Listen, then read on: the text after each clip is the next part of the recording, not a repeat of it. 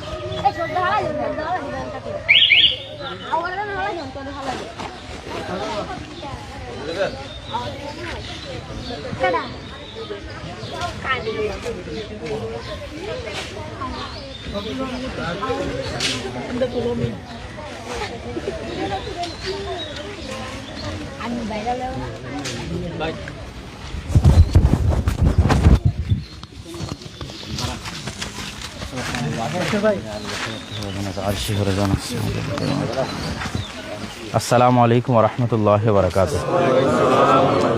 আলহামদুলিল্লাহ ওয়াহদা ওয়াসসালাতু ওয়াসসালামু আলা মান লা নাবিয়্যা বা'দা। প্রশংসা আল্লাহর, সকলেই বলে আলহামদুলিল্লাহ।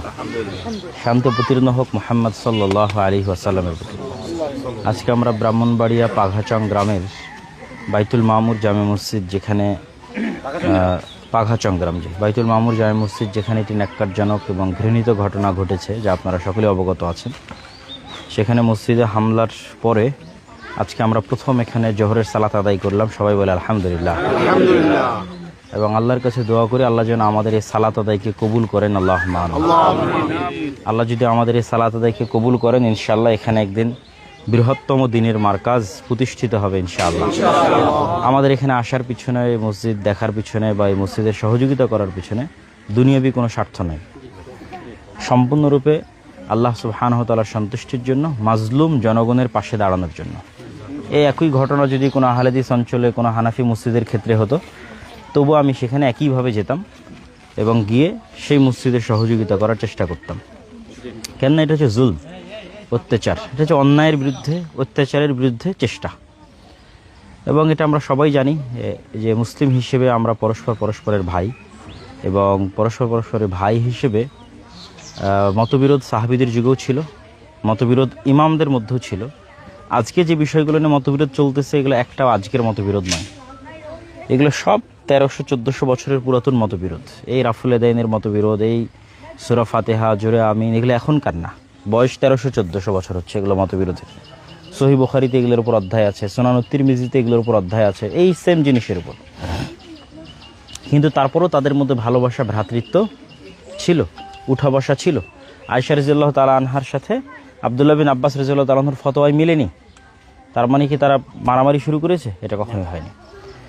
তো আমাদেরকে বুঝতে হবে যে ইলমি জায়গায় মতভেদ হতেই পারে, মত পার্থক্য থাকতেই পারে, কিন্তু ভ্রাতৃত্বের জায়গায় ভ্রাতৃত্বের বন্ধন অটুট রাখতে হবে। আমি আশঙ্কা করি যে বাংলাদেশের অবস্থা যেন পাকিস্তানের মতো না হয়। পাকিস্তানে আপনারা যদি হিস্ট্রি পড়েন, তো পাকিস্তান প্রতিষ্ঠার পর থেকে এখন পর্যন্ত কত আলেম ওলামা শুধু এই মাযহাবগত গণ্ডগোল মারামারির কারণে মারা গেছে। নাইলে হয় নাইলে রাজা, মানে বিদ্বেষ এমন পর্যায়ে চলে গেছে যে এক দলের লোক আর এক দলের আলেমেরকে আত্মঘাতী বোমা হামলা করেছে শহীদ হওয়ার নিয়তে, নাউযুবিল্লাহি মিন যালিক। আবার তারা আর এক বড় আলেমকে হত্যা করেছে শহীদ হওয়ার নিয়তে, যেমন আমাদেরই সালাফি আলেম আল্লামা ইহসান ইলাহি জাহির রাহিমাহুল্লাহ, তাকে হত্যা করা হয়েছে, এবং এটার পিছনে শুধু মাযহাবগত মতবিরোধ ছিল। তা আমাদের এই যে সুজলা সুফলা শস্য শ্যামলা বাংলাদেশের যে ঐক্যবদ্ধ রূপ, এইটা যদি আপনারা মনে করেন যে ফিলিস্তিন হওয়া থেকে আটকাতে হবে, তাহলে এখানে এই ধরনের চরম পর্যায়ের বিদ্বেষ স্থাপন করা যাবে না। মতবিরোধ থাকবে, সবাই পজিটিভ ওয়েতে দাওয়াত দিবে। হানাফি ভাইদের প্রতিও, দেওবন্দি ভাইদের প্রতি আমার উদাত্ত আহ্বান যে আপনি আপনার মাযহাবের দিকে, আপনার মতের দিকে মানুষকে পজিটিভ ওয়েতে দাওয়াত দিবেন, যে ভাই এই দলিল এই কারণে আমি এটা দেখতেছি। আমাদেরও যারা ভাই আছে তাদেরও উচিত যে সরাসরি কাউকে মুশরিক বলে দেওয়া বা সরাসরি কাউকে কাফের বলে দেওয়া, ঠিক আছে, বা যে ভালোবাসার ব্যক্তিগুলো আছে তাদেরকে মুশরিক বলা।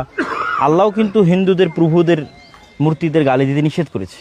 তো আমি যদি ব্রাহ্মণবাড়িয়া থাকি, ব্রাহ্মণবাড়িয়ার কোনো বড় হুজুর, কোনো বড় আলেমের নামে যদি আমি সরাসরি এরকম কিছু বলি, উত্তেজনাকর পরিবেশ তৈরি হবে। তো এই জন্য আমাদেরকে হিকমার সাথে পজিটিভ ওয়েতে দাওয়াতি কাজ করতে হবে, এটা উভয়ের প্রতি আমার উদাত্ত আহ্বান। আর আমি এই মসজিদের সহযোগিতার জন্য, যেহেতু আমি আগেও বলেছি, আমরা এই কেরানীগঞ্জের একটা মসজিদে গেছিলাম, সেখানেও খুব ভয়াবহ পরিবেশ ছিল। সেখানেও ভাইয়েরা বলতেছিল আপনি আসিয়েন না। যেমন আজকে এখানে আসার পর অনেকেই বলছে যে জামিয়া ইউনিসিয়াতে আপনি যায়েন না একা, আপনি একাই গেলে এদেরকে আপনি চিনেন না, অমুক করবে তমুক করবে। আমি বলছি কি আর করবে, মারবে, এই তো, তার তো আর বেশি করবে না। তো আমি একাই জামিয়া ইউনিসিয়াতে গেছি আলহামদুলিল্লাহ, এবং আমার দৃঢ় বিশ্বাস যে এই যে যাওয়ার সাহসটা, উঠা বসা করার সাহসটা, এইটা আমাদের দাওয়াতি ফিল্ডকে পজিটিভ ওয়েতে দাওয়াতের জন্য আরও বেশি পজিটিভ ভূমিকা রাখবে। সবসময় যদি আমরা একটা ব্যারিয়ার দাঁড় করিয়ে রাখি, তাহলে ওখানে আন্ডারস্ট্যান্ডিং গ্যাপিং তৈরি হয়। তো ঠিক এখানেও আমি আজকে এসেছি, এবং এখানেও পার্শ্ববর্তী যে মাদ্রাসা আছে, হয়তো যাদেরকে বলা হচ্ছে যে সেই মাদ্রাসার উস্কানি বা তাদের কিছু একটা থাকতে পারে, আমি সেই মাদ্রাসাতেও যাবো এবং তাদের শিক্ষকদের সাথে কথা বলবো ইনশাআল্লাহ। এতে আমার কোনো আপত্তি নাই, কেননা আমি চাই শান্তি প্রতিষ্ঠা হোক। এইটা হচ্ছে শান্তি প্রতিষ্ঠা হলে তারাও ভালো থাকবে, আমরাও ভালো থাকবো। আর মামলা মারামারি গন্ডগোল হলে তারাও ভালো থাকবে না, আমরাও ভালো থাকবো না। আর আপনাদের উদ্দেশ্যে শেষ নাসিহা হচ্ছে, দাওয়াতি কাজ কখনো জুলম এবং অত্যাচারে বন্ধ হয় না। দাওয়াতি কাজ যদি কখনো বন্ধ হয় ন্যায়পরায়ণতা, আমানতদারিতা, সততা ইত্যাদির অভাবের কারণে, পারস্পরিক দ্বন্দ্ব বিভেদের কারণে। তা আপনারা যারা এখানে মসজিদ প্রতিষ্ঠা করছেন, তাদের প্রতি আহ্বান থাকবে যে জুলমের কারণে ভয় পাওয়ার কিছু নেই, জুলম বাড়লে পা মজবুত হয়।